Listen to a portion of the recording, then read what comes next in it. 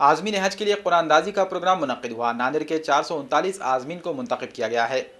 ناندیڑ ضلع سے سال 2019 کے لیے 439 عازمین حج کا انتخاب عمل میں آیا ہے۔ منتخب ہونے پر خدمت حجاج کمیٹی ناندیڑ اور خادم حجاج ٹرسٹ کی جانب سے مبارکباد پیش کی گئی۔ اس سال ناندیڑ ضلع سے عام زمرے اور محفوظ زمرے میں 1192 عازمین حج نے اپنی درخواستیں اسٹیٹ حج کمیٹی مہاراشٹر کو روانہ کی تھی۔ محفوظ زمرے میں 88 عازمین حج کا انتخاب عمل میں آیا، جبکہ عام زمرے کے تحت 351 عازمین حج کا قرآن اندازی کے تحت انتخاب عمل میں آیا۔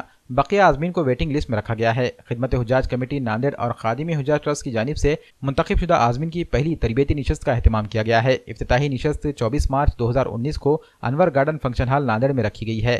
اس نشست میں تمام منتخب شدہ عازمین کو اپنے گروپ کے تمام اراکین کے ساتھ شرکت کرنے کو لازمی قرار دیا گیا ہے اور خانگی ٹور سے حج کے لیے جانے والے عازمین بھی اس کیمپ میں شرکت کر سکتے ہیں۔ واضح ہے کہ جن عازمین کے ویٹنگ لسٹ نمبر 1500 سے کم ہو وہ بھی اس تربیتی نشست سے فائدہ حاصل کر سکتے ہیں۔